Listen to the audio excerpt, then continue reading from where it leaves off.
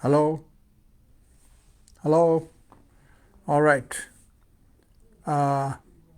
This is 24th of July 2020. I'm Tony Mitra sitting in British Columbia, and I'm going online on live video on a new platform, my MacBook Pro laptop. And I have this is something I've never done before. I've always done it on my handphone.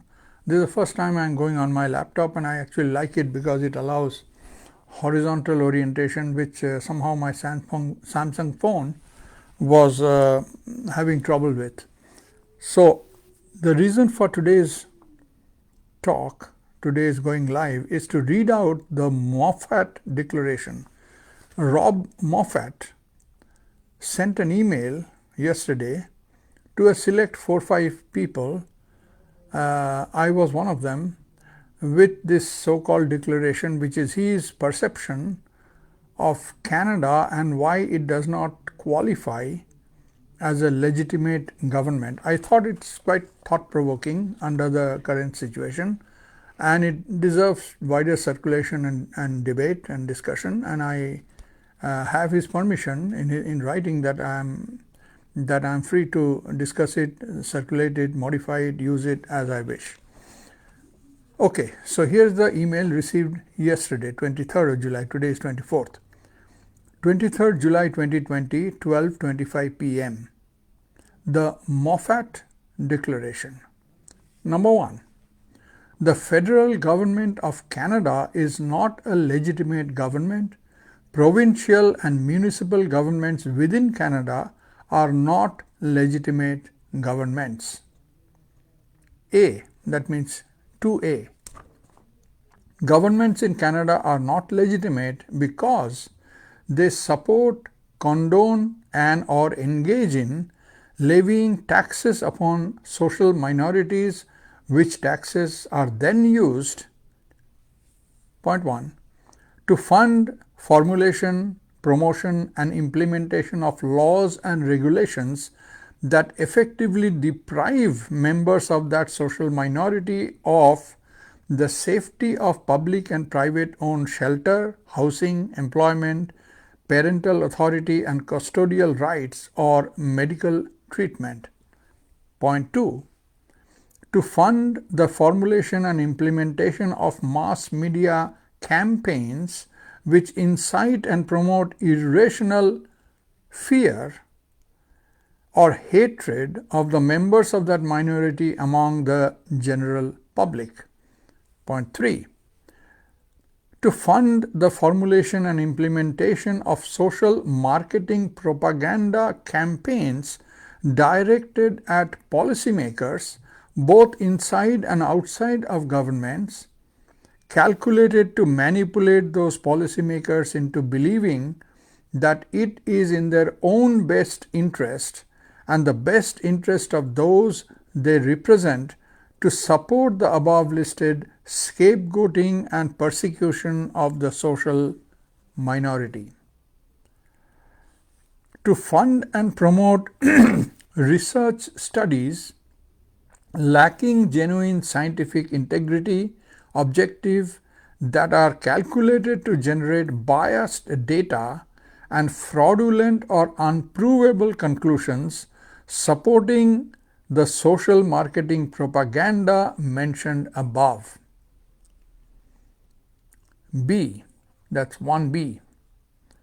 Governments in Canada are not legitimate because they participate in conspiracy to deny members of scapegoated social minorities any effective means by which to air their grievances and or seek redress from the wrongs that are inflicted upon them, including representation by political parties, fair and equal access to mass media, complaints aired through human rights tribunals, defamation of slander, lawsuit, and Charter of Rights appeals.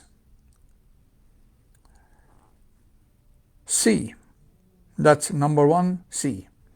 Governments in Canada are not legitimate because Policy and decision making at all levels of government is generated not through a dialogue between government members and the general public, but rather through a dialogue between government members and opinion leaders, unelected technocrats, cause and issue activists, and consulting company lobbyists, and small groups of economically advantaged and socially connected elitists.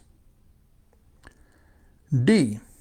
Governments in Canada are not legitimate because public opinion has been and continues to be hopelessly corrupted by a never-ending barrage of publicly funded social marketing campaigns designed to manipulate and control people's thinking and behavior.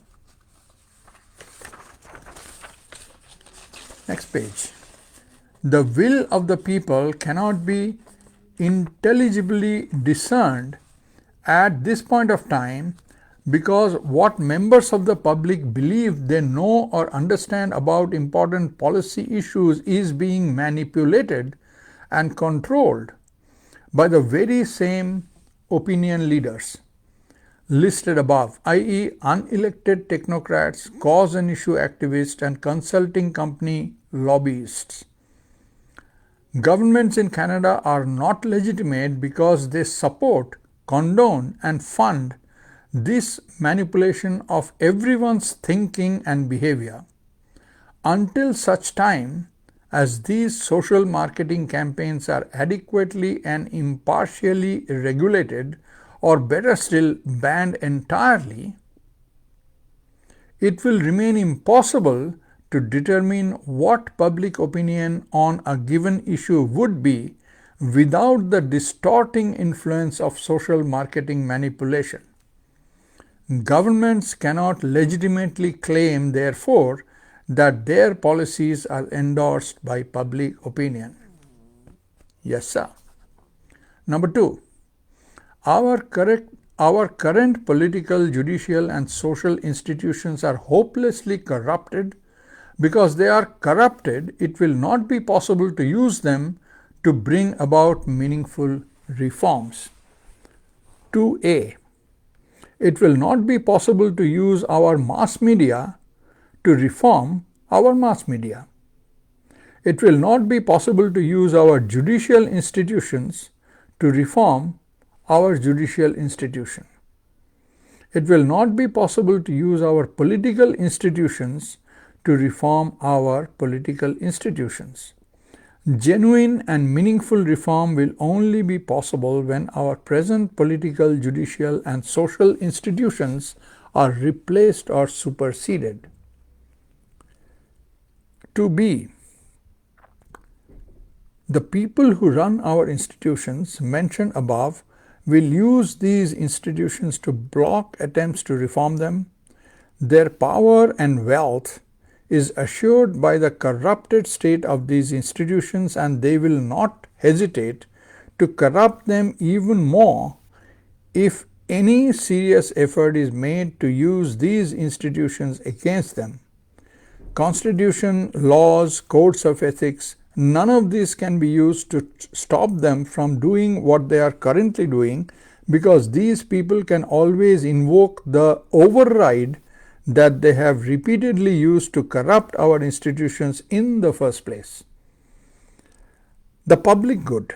In the corrupted system we live within today, the public good supersedes all else, and they are self-defined interpreters and guardians of it. Number 3. Replacing our corrupted institutions by force is not an option. The people who run our hopelessly corrupted institutions are masters of conflict. They like power struggle in any form, economic, political, ideological, legal, or violent. They like conflicts because they control the means necessary to winning them. They have stacked all the conceivable decks and merely await the next sitting duck to come along and attempt to beat them at their own game. The use of any kind of force to dislodge or replace them, whether economic, political, legal, or violent, is not an option. Number 4. Superseding the current system is the best option. The best approach to dumping our present corrupted political, judicial, and social institutions will be to render them irrelevant. The strategy is not just below the radar of our ruling elite's prepared defenses, it is right off the screen entirely. It is at this time something that they cannot begin to comprehend, and therefore something they will be unable to take seriously until it is too late, and that recommends this strategy as highly as anything could. In other words, Mr. Moffatt is preferring superseding the system to be the best way at the moment. Build a parallel system, one that has been vetted of their corruptions, one that is populated by people who sincerely wish to be part of it, rather than populated by people who have no means to escape it, as is the case with our present corrupted system. Build parallel political, judicial, and social institutions created through genuinely democratic processes and models such as the BC Citizens Assembly. I actually don't know much about the BC Citizens Assembly. If somebody knows, I would appreciate if he or she can let me know about it. I intend to read up on it a little bit. Create small-scale autonomous zones wherein the corrupted system have no authority, and invite businesses and industries to operate within these zones on terms that are more favorable to them than what they can get in the old order. Develop and grow these zones with refugees from the increasingly totalitarian and oppressive institutions who are currently trapped within. Make no direct or forceful challenge to the old order, just render them irrelevant, impotent, and empty over time. Now, here I stop a little. There are some groups that are already talking in similar lines that we should write new constitution and so on. Not exactly similar line, not in small enclaves, but province-wide, write new constitution and ratify new constitution and render the existing government irrelevant. Well, the thing is, lots of people say these things, but they themselves are running an organization that is corrupt, run by megalomaniacs that are one-handed cult leaders or single-handed cult leaders that don't allow transparency, democracy, honesty. It's kind of a charlatans and con men. So of course, people like us, like me for instance, will never join them. Once I know these guys are crooks. You see, crooks are not only on that side of the fence with the government, they are everywhere. And there are opportunities that will take opportunity of situations of stress and crisis and try to make a buck out of it one way or another, make a little fiefdom, make a little kingdom, make a little enclave, and a little king of the little hills. So these are some of the problems that adds to the minefield, and we have to maneuver our way through these minefields. Anyway, so far I really liked what Rob Moffatt said. Now, number 5. The first step in becoming free people once again is to declare autonomy from our corrupted system. I declare my autonomy from the federal government of Canada, the provincial government of Nova Scotia. Now you know where Rob Moffatt is from. He's from Nova Scotia. And the municipal government of Halifax Regional Municipality. Now you know which town Mr. Rob Moffatt is from. I declare that I refute and repudiate all legitimate government's alleged authority over me and how I choose to live my life. Next paragraph. Because I am at heart a law-abiding person, I pledge to adopt the Criminal Code of Canada statutes governing, and now in capital letters, offences against public order, terrorism, sexual offences, public morals and disorderly conduct, offences against the administration of law and justice, invasion of privacy, offences against the person and perpetuation, offences against rights of property, fraudulent transactions relating to contracts and trade, and willful and forbidden acts in respect of certain property. End of capitals. As my personal code of ethics, never to be intentionally or knowingly violated by me. Next para. I declare that I shall respect any other laws and regulations passed by any level of legitimate government, any levels of illegitimate government, only if reason and empathy tells me that I should, on a case-by-case basis as they may arise, and only because I freely choose to do so. I am a fully adult and mature human being. I do not require legal nannies in any form to watch over me or direct my every action. I declare that I will not be coerced into being either an active participant or passive supporter of the oppression by illegitimate governments of other autonomous persons. If that places me in violation of petty laws, bylaws, or regulations enacted by illegitimate governments of any level, I will consider those laws, bylaws, or regulations to be null and void in my life. Rob Moffatt, Halifax, BA Nova Scotia, I don't know what it BA, Banana Republic, and his email address. And then he says, Canada, life in a banana republic. That's his last paragraph. In modern usage, the term has come to be used to describe a generally unstable or backward dictatorial regime, especially one where elections are often fraudulent and corruption is rife. By extension, the word is occasionally applied to governments where a strong leader hands out appointments and advantages to friends and supporters without much consideration for the law.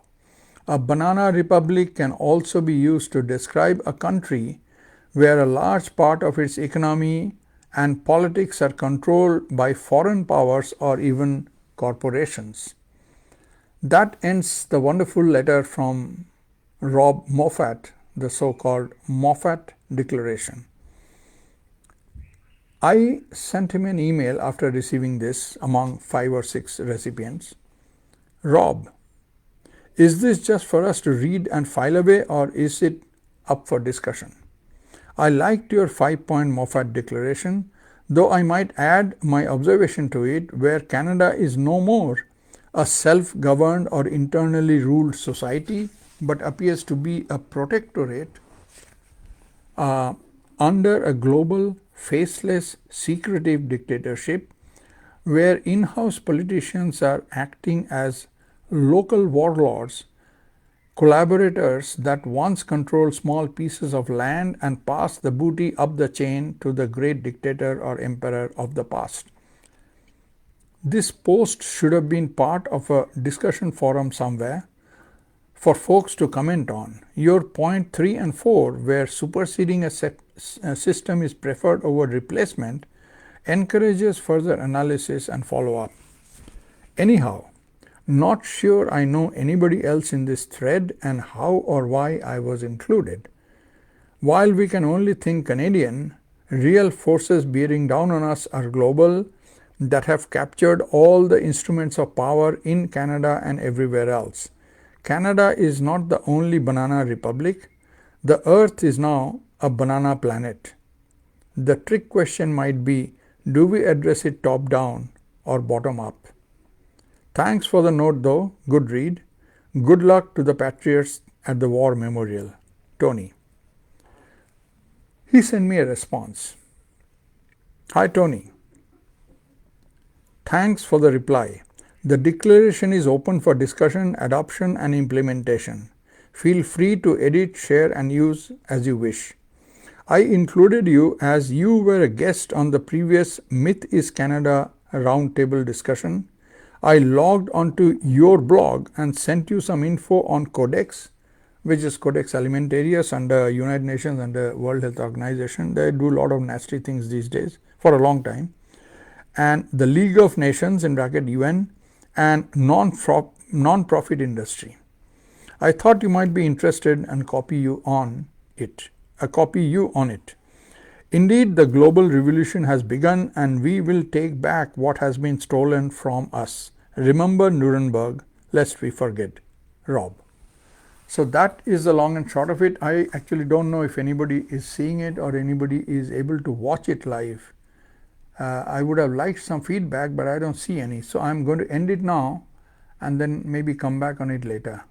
Ciao for everyone.